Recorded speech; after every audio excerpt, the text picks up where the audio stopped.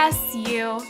Welcome to the You're Not Getting Any Younger podcast, a podcast for people who want to disrupt their lives for a good reason, to make it count.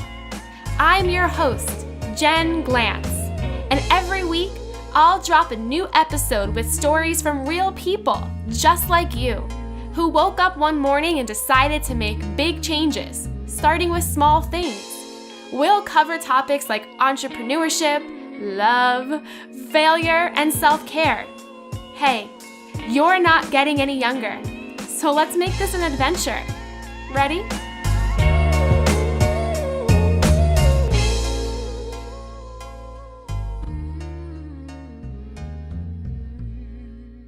Hey, any youngers!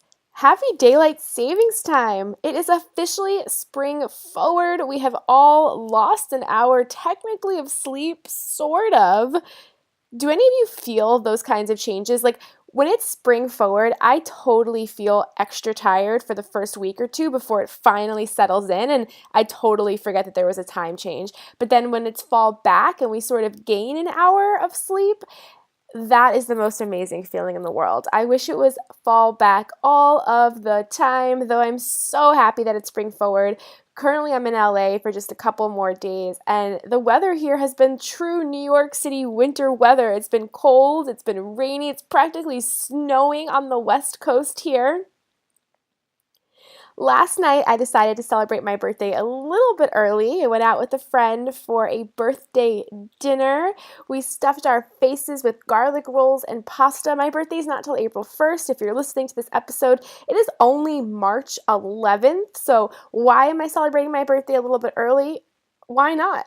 You could do whatever you want. Plus, this is my last couple of days in LA, and I wanted to celebrate my birthday with a very special friend here. And that's what I did. Just because my birthday is April 1st doesn't mean you can't celebrate a little bit sooner because you feel like it.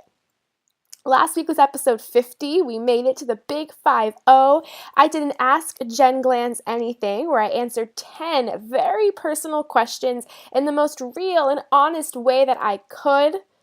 It was one of our most popular episodes so far. We had so many downloads, so many people reaching out about the episode, and I'm really happy that my honesty resonated with you. I am so happy that I have a platform like this podcast to share with you the real ups and downs of my life and not just sugarcoat everything with a filter on Instagram to make things seem perfect, because they're not always perfect.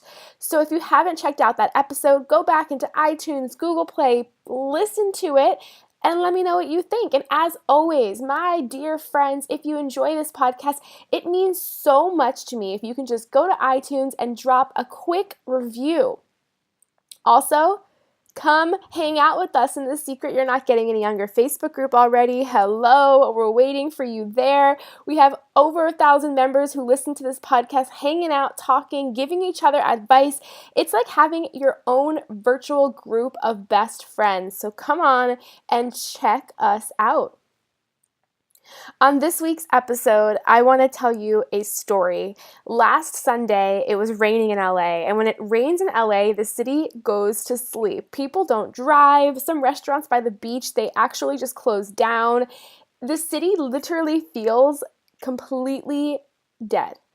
You really do wonder if there was an apocalypse that just took away all of the people because nobody's out. And I was walking around that Sunday and all of a sudden it started raining, and of course I didn't have my umbrella, so I ducked inside of this hotel where they have floor-to-ceiling windows that overlook the beach, and it was beautiful. So I sat on a sofa by the windows and I was just looking out at the beach when all of a sudden I saw this group of maybe 10 guys and what looked like an army sergeant just ordering them around in the sand. They were doing all these crazy drills, running back and forth. It's pouring rain, and I just wanted to know what was going on. So I decided, you know what, Jen, what's a little bit of rainwater on you? It's completely fine. You're a New Yorker. You get snowed on and all the time. Just go outside. So I ended up going outside, and I walked close to where these men were training, and there was another guy off to the shoulder, and I asked him what was going on. And he pointed at a guy in the lineup and said, "The third person in this row over there, that's my son." And as he was pointing to him, the guys were on the floor. doing something that I later learned was called a turtle walk, where they lay in the sand and they pull their bodies forward using only their arms. Sort of like if they're seals crawling in the water, but this is on the dry, wet, damp sand. It was the most painful thing in the world. They probably had to do this for about 300 feet. It took so long. They were practically crying. And I asked the guy, I said, what is going on? Like, why is your son doing this on a Sunday? And he said to me, they're training to become Navy SEALs. And I'm so fascinated with the idea of Navy SEALs. I recently read a book by Jesse Isler called, I think it's called something like Living with a Navy SEAL, where he hires a Navy SEAL to just train him and test his mental strength for a month. So I said to him, wait, these kids, because they were like 17 in their 20s, I said, they're volunteering right now to put their bodies through so much pain on a Sunday? And he looked at me and he sort of laughed and he said, yeah, I guess they are volunteering, but this is something that they want to do so badly. They want this so badly to become a Navy SEAL that on their own spare time, they come and train with this former Navy SEAL just so that they can pass this test in a couple of years from now. I stood there and I watched these men work out in the sand. I watched them as they laid on their backs in the ocean water as the freezing cold Pacific water hit them in the eyes, hit them in the chest.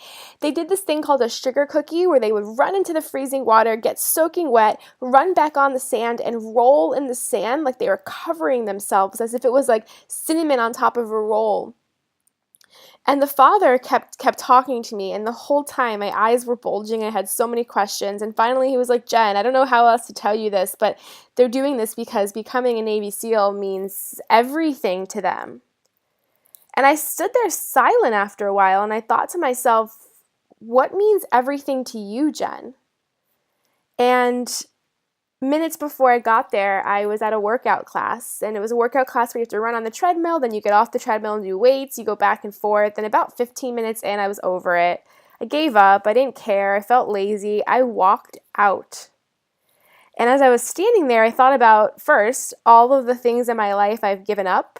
I've given up on things that I was so close to finishing. I gave up on things that mattered so much to me because I was scared, or I just had my priorities all messed up. And I was just standing there screaming at myself in my head, watching these teenagers go through so much pain for something they want so bad. And I kept demanding that I tell myself, what do I want so bad that I would work this hard for it?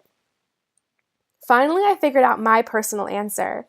But my challenge for you this week, right now, episode 51, is to think about what is out there that you want so bad that you would give up everything, that you would test your mental, your physical strength for it. What is it? Because what is the purpose of life if you do not have that thing that you give everything to and work so hard? What's the purpose? Hey you! Thank you for listening to the You're Not Getting Any Younger podcast. There are hundreds of thousands of pods out there, so thank you for listening to this one. You can find the show notes for this week's episode up on our website, anyyounger.com. Subscribe, rate, and review the You're Not Getting Any Younger podcast on iTunes so that other ears around the world can listen too. Oh!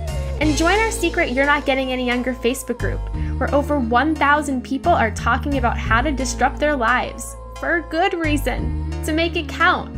Until next week, all my love, Jen Glantz.